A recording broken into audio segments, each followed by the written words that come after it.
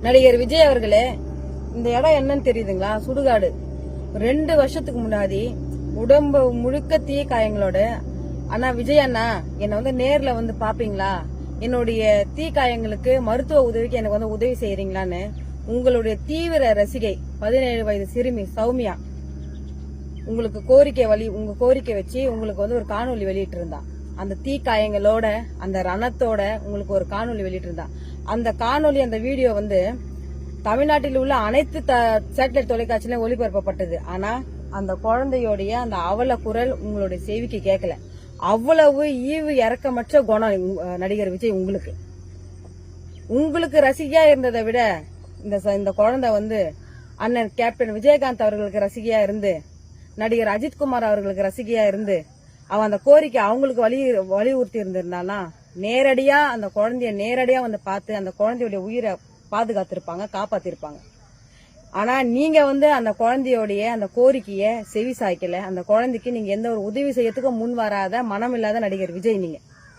நீங்க அந்த குழந்தைய அன்னைக்கு நேர்ல சந்திச்சோ இல்ல அந்த குழந்தைக்கு மருத்துவ உதவி ஏதாவது நீங்க பண்ணிருந்தீங்கன்னா இன்னைக்கு இந்த குழந்தை உயிரா இருந்து உங்களுடைய மாநாட்டுல உங்களுடைய கொடியை புடிச்சிருப்பா. ஆனா நீங்க அப்படி செய்யல. டிவி காயில இருக்கிற என் தம்பி தங்கைங்களுக்கு ஒரு அன்பு வேண்டுகோள் எடுக்கிறேன்.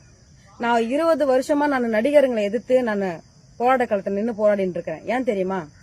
இது போல நடிகர்கள் பின்னாடி ரசிகையா இருந்து ஒரு உதவின்னு கேட்டு முன் வராத நடிகர்கள் பின்னாடி நீங்க எல்லாருமே போயிட்டு இருக்கீங்க.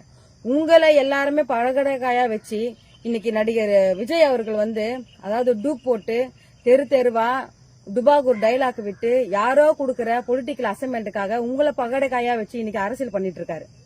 நடிகர் விஜய் அவர்கள் இந்த குழந்தைய இன்னைக்கும் சொல்றேன் பாருங்க.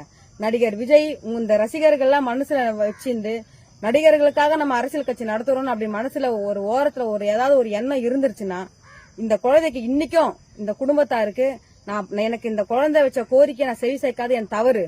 அந்த குழந்தைய நான் நேர்ல பார்த்து அந்த குழந்தைக்கு மருத்துவ உதவி செய்யாதது என்னோட தவறுன்னு சொல்லி அந்த குழந்தையோட குடும்பத்தார்கிட்ட மன்னிப்பு கேட்டு அவர் அந்த குடும்பத்துக்கும் அந்த குழந்தைய உதவி செய்திருந்தாருன்னா நடிகர் விஜய் நல்ல தலைவன்.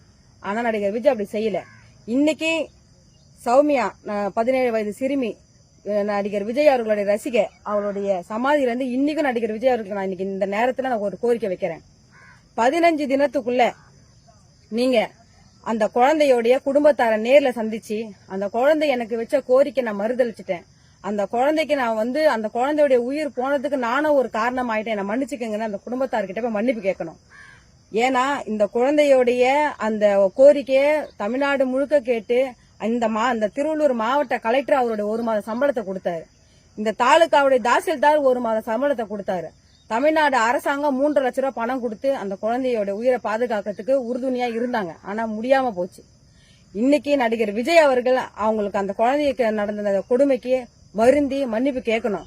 15 தினத்துக்குள்ள இன்னைக்கு இந்த நாள நான் நடிகர் விஜய் அவர்களுக்கு நான் கோரிக்கையா வைக்கிறேன். 15 தினத்துக்குள்ள இந்த சகோதரிக்கு நீங்க மன்னிப்பு கேட்டு நீங்க வருத்தம் தெரிவிக்கலன்னா 16வது நாள் நடிகர் விஜய் அவர்களுடைய பனையூர்ல இருக்கிற கட்சி அலுவலகத்தை எமது தமிழர் முன்னேற்ற படை சார்பாக நாங்க முற்றுகையிட்டு கண்டனத்தை தெரிவிப்போம் என்பதை தெரிவிச்சுக்கிறேன் இந்த காணொலி வாயிலா.